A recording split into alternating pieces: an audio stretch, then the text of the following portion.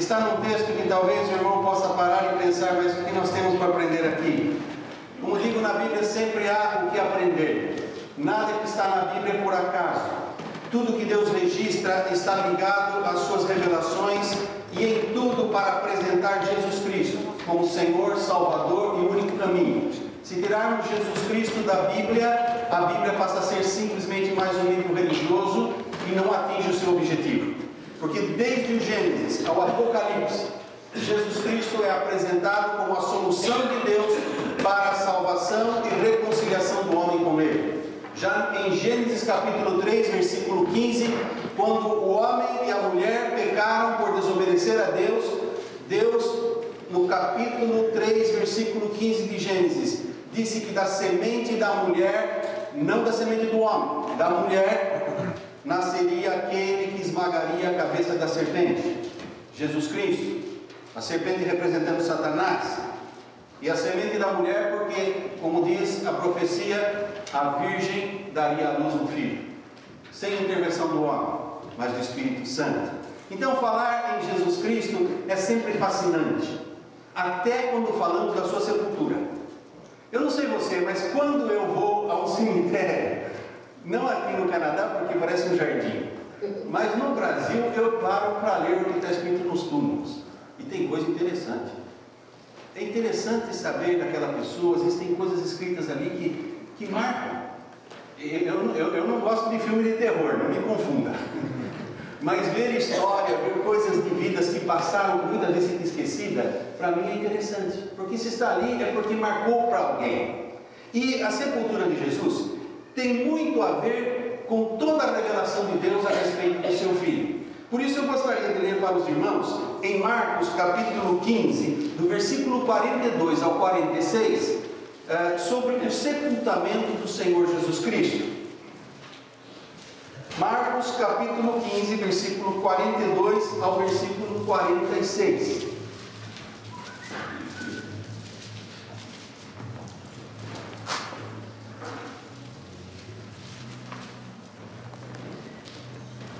Marcos 15, 42 a 46. E chegada a tarde, porquanto era o dia da preparação, isto é, a véspera do sábado, chegou José de Arimateia, senador honrado, que também esperava o reino de Deus, e ousadamente foi a Pilatos e pediu o corpo de Jesus. E Pilatos se maravilhou de que já estivesse morto. E chamando o centurião, perguntou-lhe se já havia muito que tinha morrido. E tendo-se certificado pelo centurião, deu o corpo a José, o qual comprara um lençol fino, e tirando-o da cruz, o envolveu nele, e o depositou num sepulcro lavrado numa rocha, e revolveu uma pedra para a porta do sepulcro. Pai querido, tendo lido a Bíblia, a tua palavra, nossa oração é que o teu Espírito Santo fale ao nosso coração, assim como o Senhor ali registrou, e nós possamos tirar daqui lições importantes e preciosas para a nossa vida. É no nome santo e bendito de Jesus que oramos, Pai. Amém. Você sabia que a sepultura de Jesus era indispensável para o plano de Deus na ressurreição do seu Filho? Indispensável. Pode parecer alguma coisa sem importância, mas se nós pararmos e vermos que a Bíblia faz descrição a respeito dela, nós precisamos parar e perguntar por quê. A sepultura de Jesus tinha um papel importante na sua ressurreição, porque sem ela, pelo menos 3 profecias que foram feitas não se cumpririam. E se a profecia não se cumprisse, de acordo com as leis do Senhor no Velho Testamento, o profeta seria mentiroso. E se o profeta fosse mentiroso, ele não era profeta de Deus. Agora, as profecias que ali estavam, eram profecias que vieram do rei Davi, de Isaías, e até o próprio Senhor Jesus Cristo, falando da sepultura. Agora, por que é importante a sepultura? E nós vamos ver no decorrer deste sermão, espero que possa deixar claro para o irmão, para a irmã, para o amigo que escuta.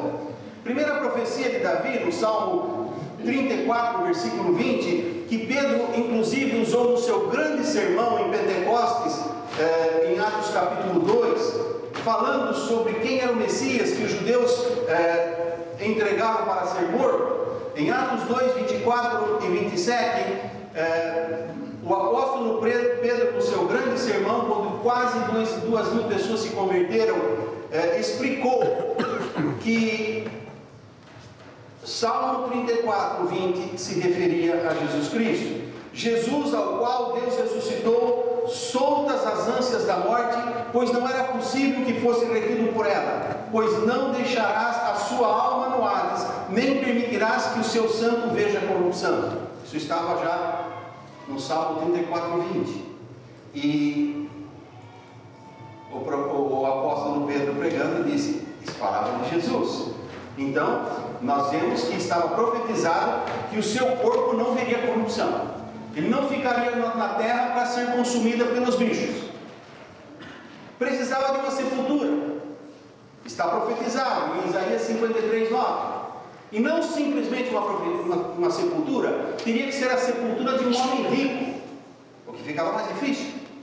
Porque Jesus disse que os pobres é fácil vir para ele, os ricos é que é difícil.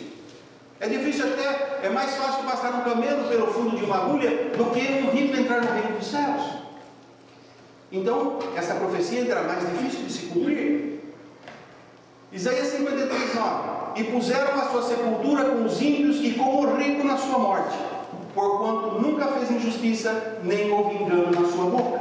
Então aqui estão duas, do salmista Davi e do profeta Isaías, profeta de Deus, que diziam que Jesus Cristo não veria o seu corpo a corrupção, não se deterioraria, e que ele seria colocado numa sepultura, e numa sepultura de um homem rico. Jesus mesmo falou sobre isso, e ele deixou bem claro que ele seria sepultado. Em Mateus capítulo 12, versículo 40, diz o Senhor Jesus: pois como Jonas esteve 3 dias e 3 noites no ventre da baleia, assim estará o Filho do Homem, 3 dias e 3 noites no seio da terra. Então ele falou também que ele, depois do 3º dia, ele falou em outra vez que ele ressuscitaria, mas antes ele disse: estará no seio da terra, estará debaixo da terra. Portanto, sem sepultura não haveria ressurreição. Não que Deus não pudesse ressuscitá-lo sem sepultura, mas porque biblicamente esses eram os passos que haveriam de ser seguidos. E por que isso está registrado? Para que quando acontecesse nós pudéssemos saber que eram coisas que já estavam profetizadas. Não foram coisas que aconteceram por acontecer. Muitas vezes achamos que as coisas que acontecem na vida são coincidência. A Bíblia diz que Deus conhece todos os nossos dias, desde quando estávamos nos formando no ventre da nossa mãe. Deus já conhecia. Então, nada é coincidência. Deus está no controle da história. Deus sabe tudo. E aqui nesse assunto da vida e morte e ressurreição do Senhor Jesus Cristo, cada passo estava estabelecido e planejado de antemão por Deus. Agora, eu disse que sem sepultura não haveria ressurreição, porque a sepultura estava dentro da agenda de Deus, dentro das profecias. Cada passo tinha que se cumprir. Só que para Jesus ser sepultado, era necessário um enorme milagre, um milagre muito grande, que se nós pararmos e olharmos só o texto, não percebemos. Sabe por quê? Porque os crucificados naqueles dias, debaixo do poder do Império Romano, não eram sepultados. Geralmente eles ficavam na cruz, pendurados, e ia o corpo se deteriorando. Eles não tinham pressa de tirar. E quando já estava fedendo demais, incomodando demais, aí eles jogavam num terreno fora da cidade, onde eles dispunham de todo o lixo e ficava queimando. E ali eles jogavam aqueles restos mortais para as aves, os animais comerem e ir se deteriorando. Era isso que eles faziam. E o corpo ficava pendurado na cruz por tempo indeterminado. E geralmente no lugar onde todos que entravam na cidade viam, e Jesus foi crucificado realmente fora da cidade, para que todos que entrassem soubessem o que esperava qualquer que se levantasse contra o Império Romano. Para que soubessem que se você se levantar contra o imperador, ou não se sujeitar às nossas leis, é isso que te espera. Então, era uma forma do Império Romano impor medo e reger com um braço de ferro as nações que eles conquistavam. Então nós vemos que aí já era necessário um grande milagre.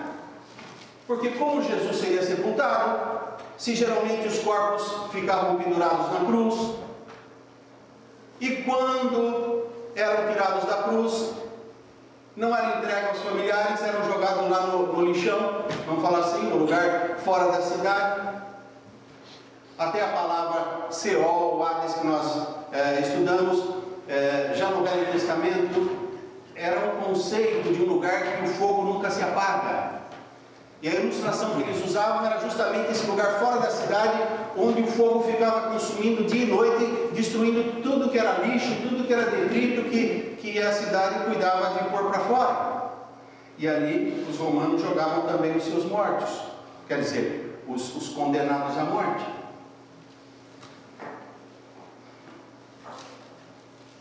Para fazer esse estudo, eu parei e meditei em Mateus capítulo 27, versículo 57 a 60. Em Marcos capítulo 15, versículo 42 a 46, que nós lemos. Em Lucas capítulo 23, versículo 50 a 53. E em João capítulo 19, versículo 38 a 42. E é usando esses textos que eu gostaria que nós, com a imaginação, com os olhos da alma, procurássemos contemplar o que estava acontecendo ali.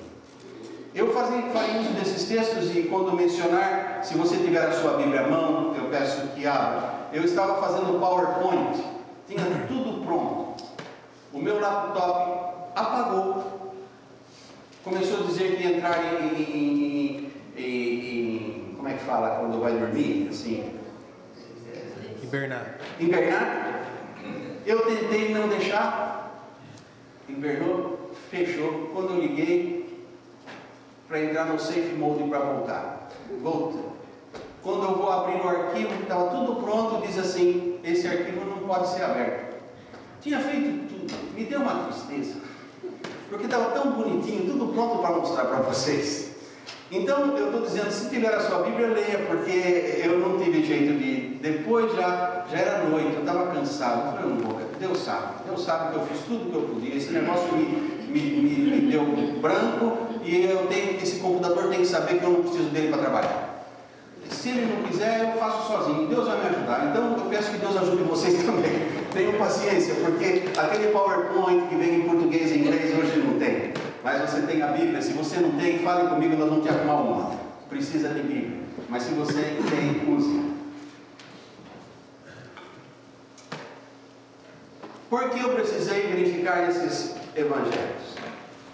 Porque a crucificação de Jesus foi uma crucificação diferente de todos os meios que os romanos costumavam usar. As crucificações dos romanos aconteciam como aconteceu a de Jesus. Mas algumas coisas aconteceram na de Jesus que não acontecia em nenhuma outra. Por exemplo, em João 19, 31 a 33, a Bíblia diz: os judeus, pois, para que no sábado não ficassem os corpos na cruz, visto como era a preparação, pois era o grande dia de sábado, rogaram a Pilatos que se lhes quebrassem as pernas e fossem tirados. Foram, pois, os soldados que, na verdade, quebraram as pernas ao primeiro e ao outro, que com ele fora crucificado. Mas vindo a Jesus e vendo-o já morto, não lhe quebraram as pernas. Vocês notaram? Quebraram as pernas dos dois? Deus é tão maravilhoso, porque eles podiam quebrar a perna do primeiro, quebrar a perna do meio e quebrar a perna do outro. Mas por algum motivo quebraram as pernas dos dois das pontas e só foram a Jesus depois. E quando foram a Jesus, viram que ele estava morto. A profecia diz que nenhum osso seu seria quebrado. Porque já desde o Velho Testamento, quando as ovelhas eram sacrificadas no altar para Deus, tinham que ser ovelhas perfeitas. E Deus dizia: Ele não quebrará os seus ossos. Então, Jesus, como o Cordeiro de Deus que tira o pecado do mundo, nenhum osso seu podia ser quebrado. Se os seus ossos fossem quebrados, como eles diziam ali na cruz, já estaria quebrando a profecia. Já não seria o Messias prometido. Porque tinha que ser como está escrito. E eles quebraram as pernas, porque quando quebrava a perna ficava pregada assim, uma em cima da outra. E o braço. E é nas pernas que eles suportavam o peso do corpo, e nos braços quando aguentavam. Quando não aguentava o braço, apoiava na perna. Mas quando a perna estava quebrada, não tinha como suportar o corpo, ficava só nos braços, e assim nos braços a pessoa acabava se asfixiando, sufocando com o peso do próprio corpo. Por que os judeus pediram isso?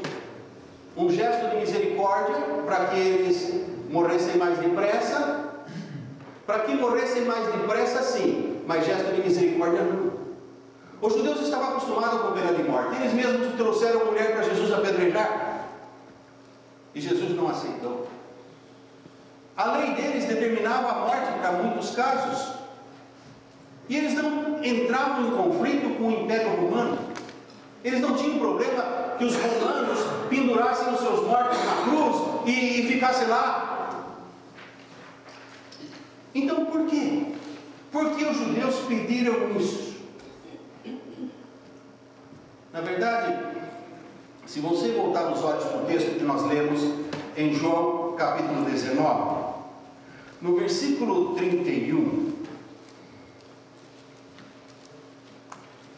diz: Os judeus, pois, para que no sábado não ficassem os corpos na cruz, visto como era a preparação, pois era o grande dia de sábado, rogaram a Pilatos que se lhes quebrassem as pernas e fossem tirados. Era o dia de preparação. Se você vai a Levítico capítulo 23, versículo 1 a 7, dentro da lei de Moisés, era a preparação para a Páscoa do Senhor. A Páscoa acontecia no mês de Abib, que mais tarde veio ser chamado no calendário judaico o mês de Nissan, que corresponde a março, abril do nosso calendário.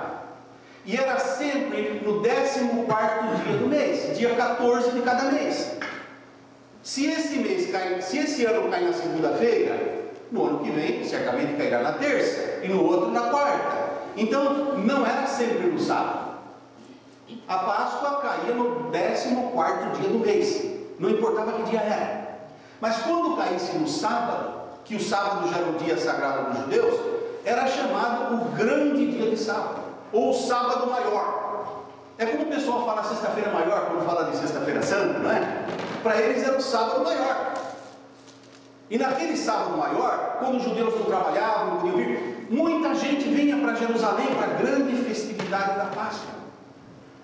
E por ser o sábado, a Bíblia diz, da preparação, os judeus então não queriam que aqueles corpos ficassem pendurados ali na cruz. Era esse o motivo. E por isso eles pediram que fossem quebradas as pernas dos crucificados, porque assim morreriam logo, e morrendo logo poderiam ser tirados da cruz. Agora, o que ia fazer com o corpo não importava, onde jogasse eles não estavam preocupados. Eles não queriam que o corpo fosse visto naquele dia de festividade, dia santo ao Senhor, e aqueles corpos ali gemendo na cruz, e até comprometendo a religião deles como um povo que não tem compaixão, especialmente porque eles pediram a morte daquele que estava escrito lá na cruz: este é o rei dos judeus. Então era muito comprometedor aquele evento, daquela crucificação. Agora, o fato de entregar os corpos não significava que entregava a família para sepultamento. Significava que só ia tirar da cruz. E foi aí que entrou a intervenção divina. Foi aí que foi necessário um milagre. Só um milagre poderia impedir que o corpo de Jesus ficasse na cruz, deteriorando. E esse foi o primeiro, que a Páscoa caiu naquele fim de semana. Não caiu na segunda nem na terça. Então eles precisaram, Deus não fez no ano anterior, nem no ano depois, Deus fez quando a Páscoa seria ali, porque eles precisariam tirar o corpo da cruz. Então esse foi o primeiro milagre, ou o corpo ficaria lá, os romanos não iam deixar tirar, ia ficar lá pendurado, corvos viriam morder o olho do cara quando ele estava vivo ainda, e os animais iam começar a devorar quando fosse jogado no lixo, e a Bíblia diz que o seu corpo não seria corrompido, não viria corrupção. Então, esse foi o primeiro milagre. Caiu a Páscoa no dia que ele estava na cruz e precisaram tirar o corpo dele. Segundo, nenhum osso dele foi quebrado. Embora mandaram quebrar os ossos, mas ele morreu antes. E diz a Bíblia que Pilatos ficou até admirado que ele tivesse morrido tão rápido. Mas ele disse: a minha vida ninguém tira de mim, eu que mesmo dou e volto a tomá-la. Então, ele decidiu a hora que tinha que morrer. Ele disse: Pai, na tua mão entrego o meu espírito. E ele disse: está completado, está consumada a obra. E expirou.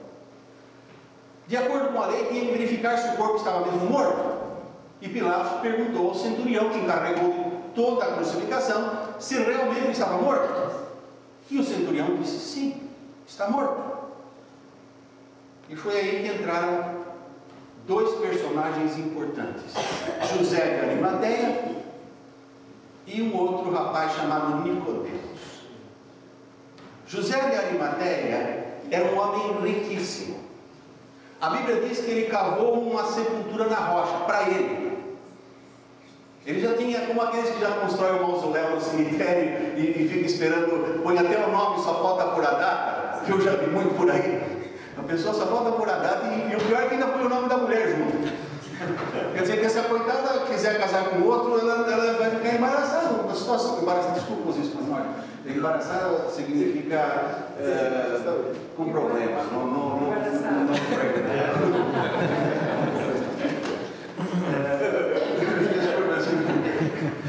estaria numa situação difícil. Até entrei na piada, acabei esquecendo do sermão.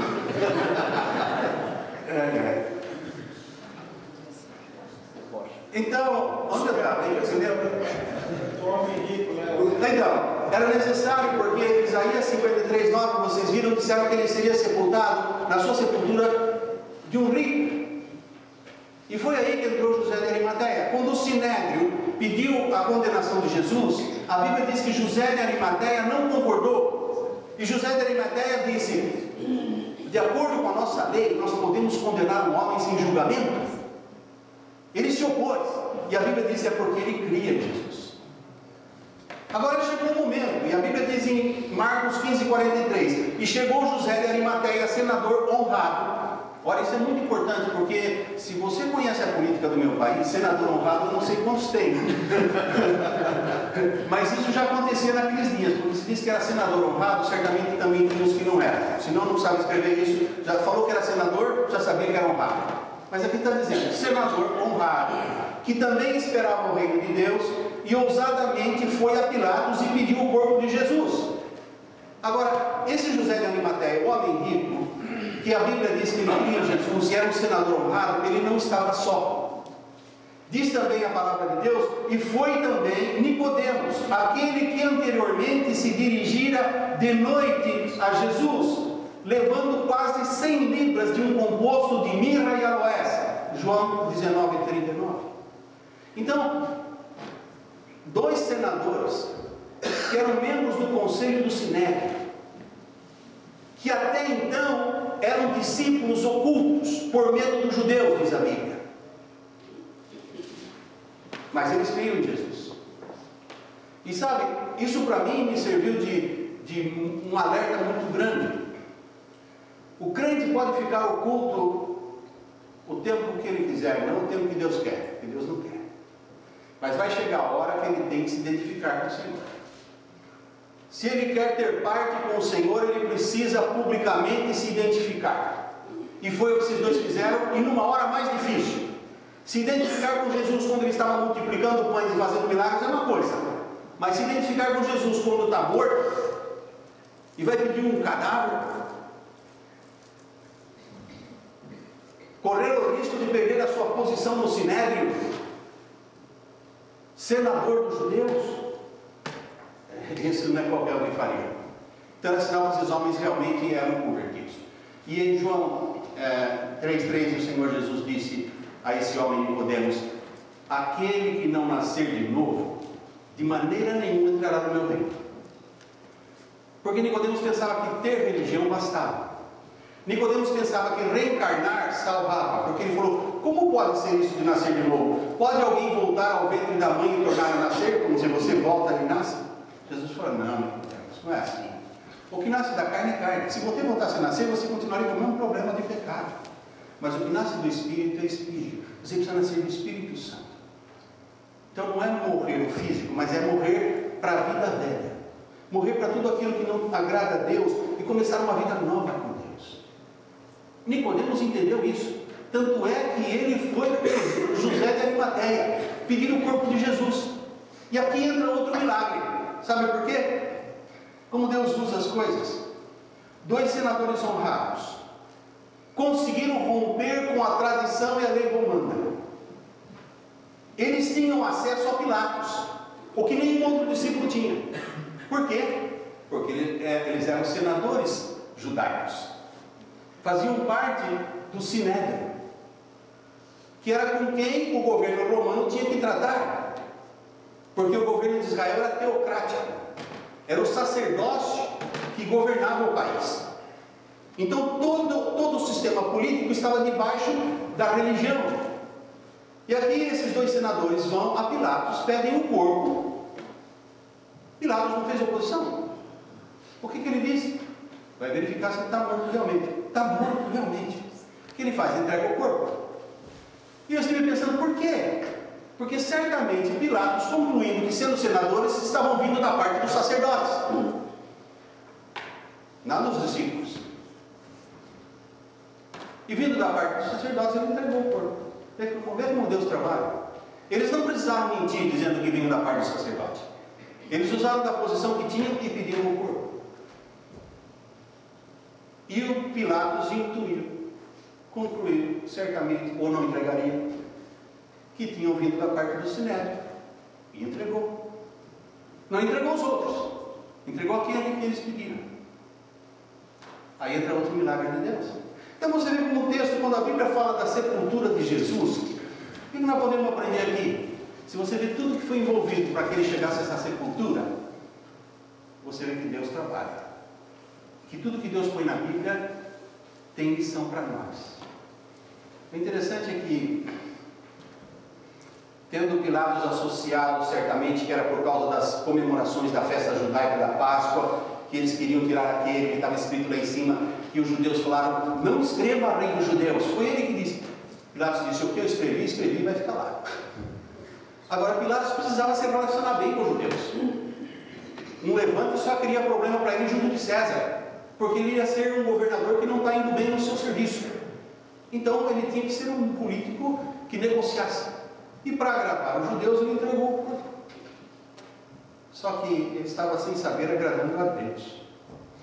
Porque ainda que ocultamente José de Arimateia e Nicodemos foram discípulos ocultos, eles viram na morte de Jesus a oportunidade de se identificarem com Cristo.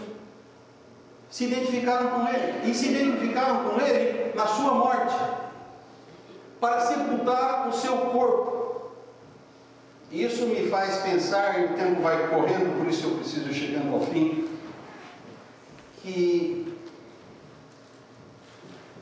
eles ficaram por um tempo ocultos como discípulos, mas quando se identificaram como discípulos, o seu testemunho correu o mundo, e já hoje cerca de 2000 anos continua falando.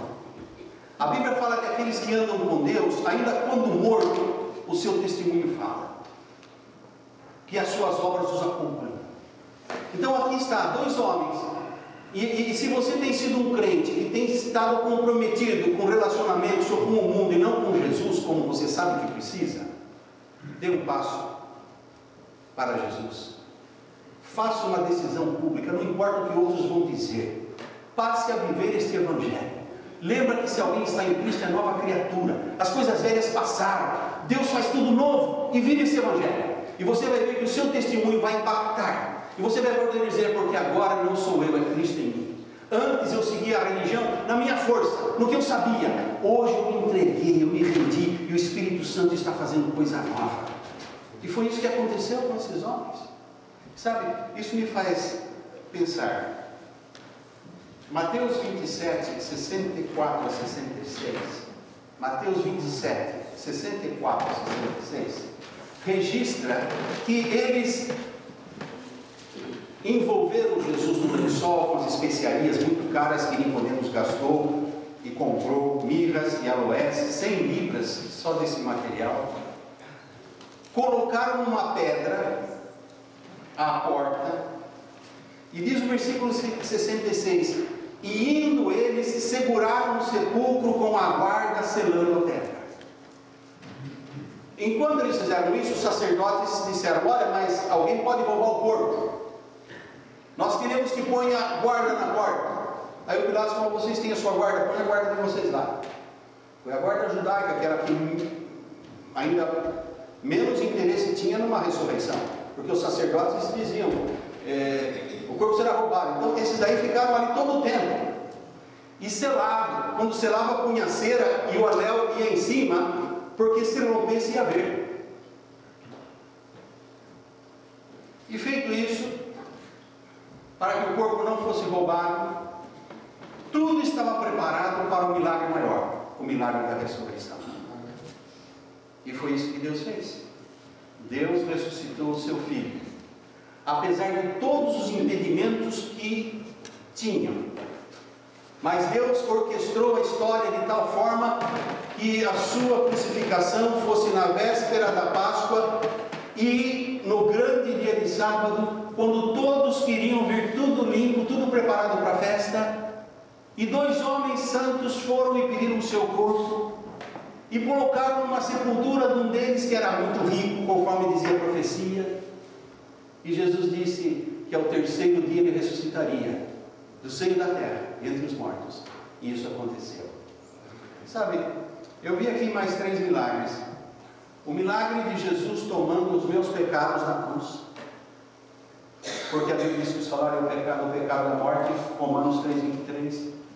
E o milagre da salvação, porque a Bíblia diz que a todos quantos o receberam, o Senhor dá o poder de ser filho de Deus. O salário do pecado é a morte, mas o dom gratuito de Deus é a vida eterna por Cristo Jesus. Então, na sua morte, Ele levou os nossos pecados. O milagre do sepultamento, porque como nós vimos, só um milagre para que tudo isso pudesse acontecer. Aliás, vários milagres. E o milagre da ressurreição. Agora, tudo isso foi escrito para que nunca esqueçamos do sacrifício de Cristo na cruz e da ressurreição de Cristo da sepultura. Mas nunca nos esquecermos que entre a sua morte na cruz e a sua ressurreição havia uma sepultura. E aí é onde o cristão se identifica, porque tudo aconteceu como Jesus prometeu. E Deus quer que nós lembremos da sepultura de Jesus, porque Romanos capítulo 6, versículo 4 e 5 diz que de sorte que fomos sepultados com Ele pelo batismo na morte. O batismo nas águas representa sepultamento.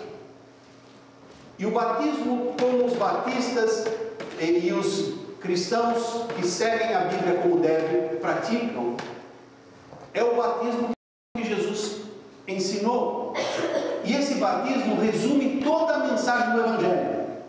Por isso que nós insistimos que todo crente que realmente ama Jesus tem que ser batizado nas águas, porque senão ele não está completando na sua vida o que Deus mandou e nem o Evangelho como deve ser. Porque o batismo representa todo o Evangelho, sabia? Que é morte, sepultamento e ressurreição. Cristo morreu, foi sepultado e ressuscitou. O crente morre para o mundo, é sepultado para a vida velha e nasce com uma nova vida. O crente um dia vai morrer, vai ser sepultado e no último dia será ressuscitado. Então tudo que o Evangelho está dizendo, quando você é batizado em obediência a Jesus, você está dizendo a todos: que você morreu para a vida velha, que agora você pertence a Jesus. Você não pertence a uma religião, a uma igreja, você pertence a Cristo. Se você frequenta uma igreja, porque ali ensina a Bíblia, mas você pertence a Jesus. E se alguma mudança acontece na sua vida, é por causa de Jesus. E foi isso que fez José de Arimateia e o que fez Nicodemos. O sinédrio pode dizer, mas eles ficaram loucos. Eles vão dizer, não, é porque nós cremos que ele ressuscitará ao terceiro dia. Ele falou. Nós conhecemos as profecias das Escrituras, porque eles conheciam. E segundo as Escrituras, ele tem que ser sepultado para que de lá ele saia. E o José diz, não tem maior honra do que oferecer o meu túmulo, que nunca foi usado, para que o Rei dos Reis, Senhor dos Senhores, saia daqui. A sua vida também pode ter essa mesma honra, se você decidir viver de tal forma que outros possam ver na sua vida que esse Evangelho é real. Mas sabe, o andar com Deus começa aceitando Jesus como Salvador e descendo as águas do batismo. Até Jesus não começou o ministério dele antes de ser batizado. Leia a Bíblia, você vai ver. Se ele é o Mestre, Senhor e Deus, exemplo, como muitos crentes ousam recusar o batismo? É como dizer, Senhor, eu não te obedeço, eu faço o que eu quero. Eu sou dono do meu nariz. E assim nas outras áreas da vida também. Se em áreas da vida nós não vivemos o que a Bíblia diz, seja, eu estou falando do batismo por causa da sepultamento e ressurreição, mas seja em outras coisas, que você vive ou eu viva de maneira que não está na Bíblia, sabendo o que a Bíblia diz, nós estamos sendo desobedientes, estamos pecando e não podemos esperar a bênção de Deus para a nossa vida. Que Deus nos abençoe. Não fiquem bravos quando o pastor fala essas coisas. Se ficar bravo, fiquem comigo, não com Deus, porque o que está na Bíblia e eu só estou dando o recado, tá bom? Cabe a cada um obedecer.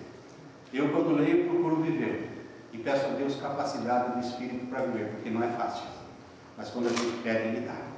Se você fizer essa oração pedindo, Senhor, capacita-me, ajuda-me a obedecer, Ele fará.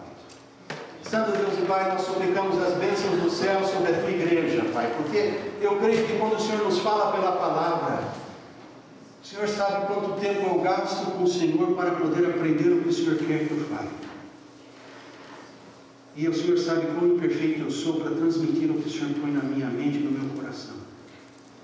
Mas eu quero pedir a Deus que, apesar da minha imperfeição, da minha incapacidade para transmitir com clareza os Teus pensamentos, que os Teus servos e servas, irmãos e irmãs queridas em Cristo, possam pelo Espírito Santo captar, compreender, aplicar, para que possam viver aquela vida abundante, maravilhosa, que só Jesus pode dar, que não vale a pena viver sem que seja no poder do Seu Espírito.